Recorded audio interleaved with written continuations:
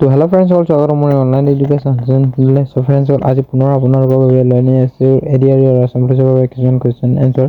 So friends আজিৰ ভিডিঅ'টো আমি 59 কুৱেশ্যনৰ পৰা ষ্টাৰ্ট কৰিছোঁ। সো ফ্ৰেণ্ডছ কালি আমি 58 লৈকে যিটো কুৱেশ্যন দিছিলোঁ, আমাৰ যিটো 100টা কুৱেশ্যনৰ যিটো আমি চেলেঞ্জ লৈছোঁ, আজি তাৰ 59 কুৱেশ্যনৰ পৰা আমি ষ্টাৰ্ট কৰিছোঁ। সো আমাৰ 59 কুৱেশ্যনটো হৈছে ধৰিত্ৰী দিৱস কিমান তাৰিখে পালন কৰা হয়।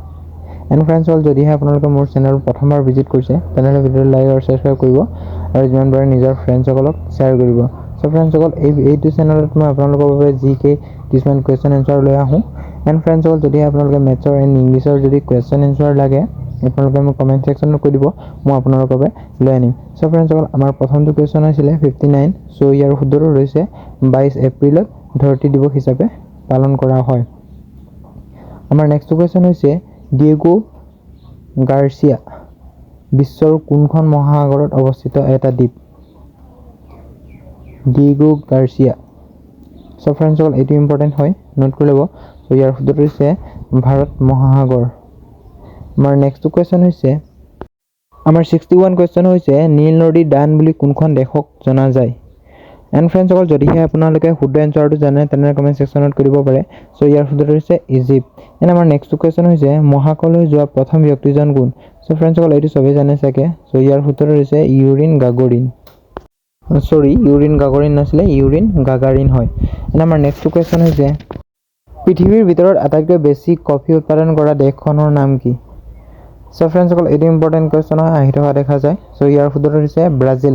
এণ্ড আমাৰ নেক্সট কুৱেশ্যন হৈছে পৃথিৱীৰ ভিতৰত আটাইতকৈ ডাঙৰ মহাসাগৰখনৰ নাম কি।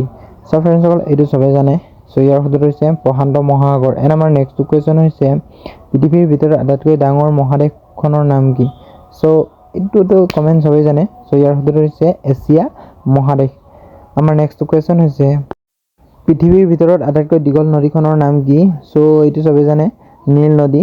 এণ্ড আমাৰ নেক্সট কুৱেশ্যন হৈছে পৃথিৱীৰ ভিতৰত আটাইতকৈ বহল নদীখনৰ নাম কি। সো ইয়াৰ শুদ্ধটো হৈছে আমাজন নদী। সো এইটো মনত ৰাখিব যে পৃথিৱীৰ ভিতৰত আটাইতকৈ বহল নদীখনৰ নাম কি। সো এইটো হৈছে আমাজন। এণ্ড আমাৰ 68 নং কুৱেশ্যনটো হৈছে অসমৰ গৌৰৱময় সূতা কি। সো ফ্ৰেণ্ডছ এইটো জানে চাগে। সো ইয়াৰ শুদ্ধটো হৈছে মুগা। এণ্ড আমাৰ নেক্সট কুৱেশ্যন হৈছে শুৱালকুছি কিহৰ বাবে বিখ্যাত। সো এইটো চবেই জানে। সো ইয়াৰ শুদ্ধটো হৈছে পাট আৰু মুগাৰ বাবে বিখ্যাত। এণ্ড আমাৰ নেক্সট কুৱেশ্যন হৈছে গুৱাহাটীৰ আমবাৰীস্থ খনন কেন্দ্ৰটো কিহৰ বাবে প্ৰসিদ্ধ। সো এইটো চাই ল'ব, ইম্পৰ্টেণ্ট হয়। সো ইয়াৰ শুদ্ধটো হৈছে মৃৎ শিল্প। এণ্ড আমাৰ নেক্সট কুৱেশ্যন হৈছে হাজো আৰু সৰ্থেবাৰী কিহৰ বাবে বিখ্যাত। সো ফ্ৰেণ্ডছ এইটো চবেই জানে চাগে। সো ইয়াৰ শুদ্ধটো হৈছে কুমাৰশালাৰ বাবে।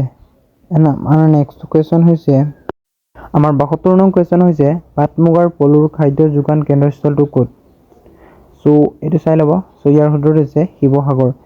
আৰু আমাৰ নেক্সট কুৱেশ্যন হৈছে অকতাচাৰ অসমত কোন চনত প্ৰচলিত হয়। সো এইটো ইম্পৰ্টেণ্ট হয়, নোট কৰি ল'ব। সো ইয়াৰ শুদ্ধটো হৈছে 1972 চনত।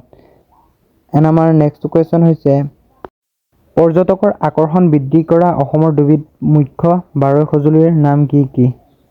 সো ফ্ৰেণ্ডছ এইটো ইম্পৰ্টেণ্ট হয়। সো ইয়াৰ শুদ্ধটো হৈছে এশিঙীয়া গড় আৰু কামাখ্যা মন্দিৰৰ প্ৰতিৰূপ। এণ্ড আমাৰ নেক্সট কুৱেশ্যন হৈছে কাঁহী শৰাই বাতি লোটা ইত্যাদি কি ধাতুৰ দ্বাৰা তৈয়াৰী। সো এইটো জানে চাগে। সো ইয়াৰ শুদ্ধটো হৈছে পিতল। এণ্ড আমাৰ নেক্সট কুৱেশ্যন হৈছে 2024 চনৰ চুকাফা বঁটা লাভ কৰা ব্যক্তিজন কোন। সো ইম্পৰ্টেণ্ট হয়, নোট কৰি ল'ব। সো ইয়াৰ শুদ্ধটো হৈছে ৰতন খিয়াম। এণ্ড আমাৰ নেক্সট কুৱেশ্যন হৈছে চিৰচেনেহী মূৰভাষা জননী এই গীতটো কোনে ৰচনা কৰিছিল।